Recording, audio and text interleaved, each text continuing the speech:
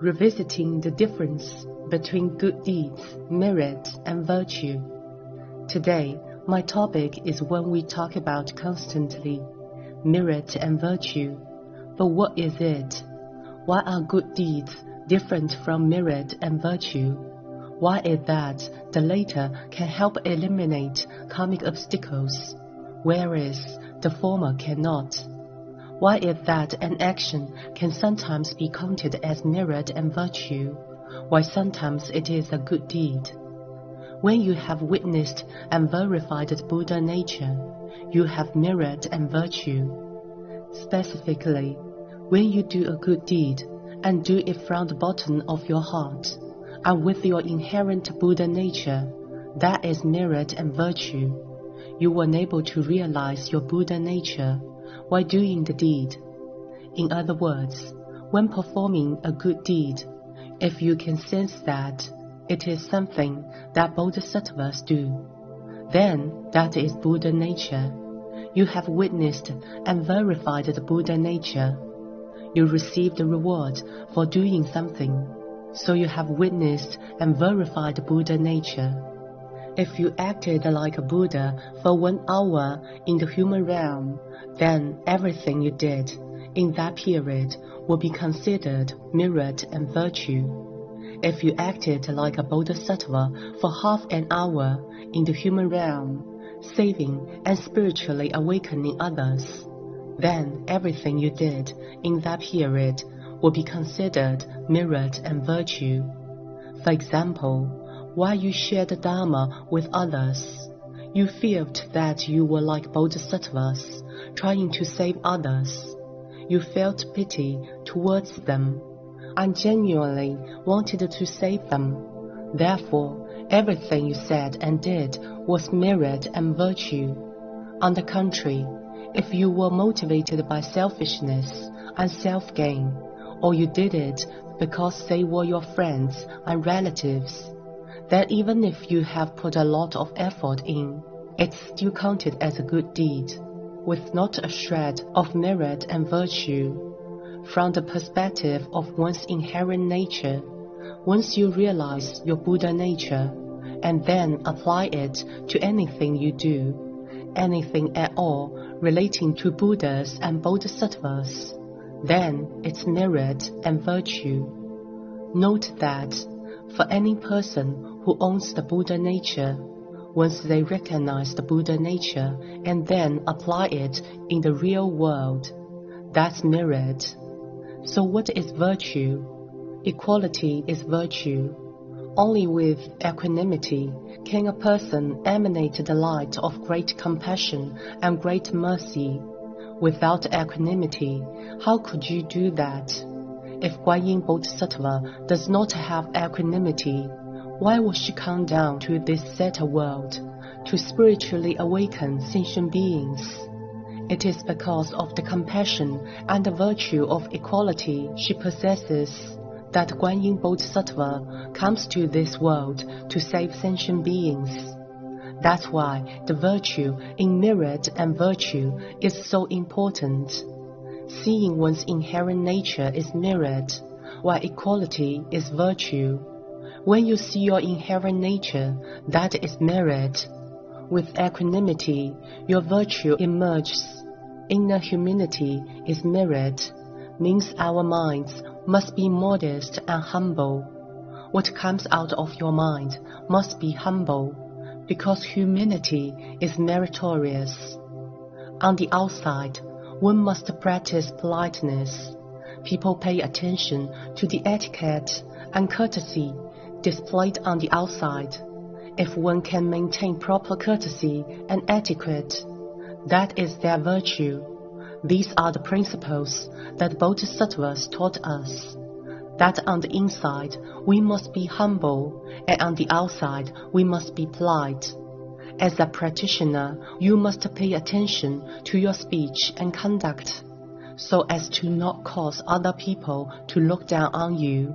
Equality depends on one's understanding, equality of understanding. If you can understand what the equality is based upon, then you have already realized your Buddha nature and comprehended the principle. To realize the Buddha nature, you must adopt a method that you believe can cultivate your mind and change your behavior. In fact, seeking blessings does not mean accumulating merit and virtue. Be clear about this point. People who seek blessings only attain worldly blessings. Many people do not aim to receive merit and virtue. Rather, they seek only for worldly blessings. For example, some in Guanyin Temple pray to Bodhisattvas for the well-being of their children, or for their health, their wealth, and so on. These are all worldly blessings, not merit and virtue. Worldly blessings and karmic obstacles move forward at the same time. For example, while you have karmic obstacles, you have also done a lot of good deeds. You pray to have a child, which is an instance of worldly blessings.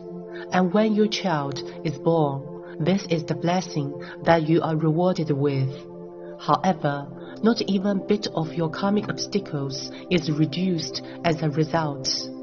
It is not a case of, I have done a lot of good things and my karmic obstacles can be eliminated. No, that's not possible.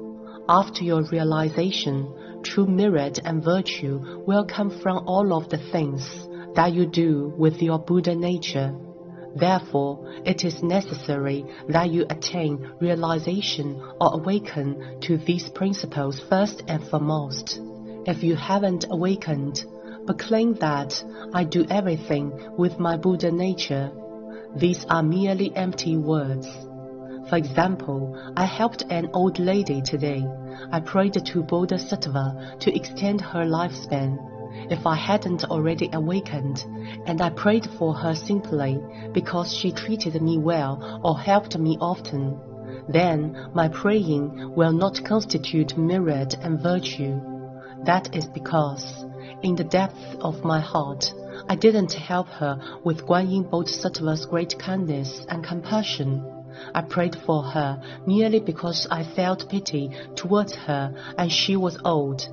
Therefore, the act can only be categorized as a good deed, rather than merit and virtue. Accordingly, it will not be effective.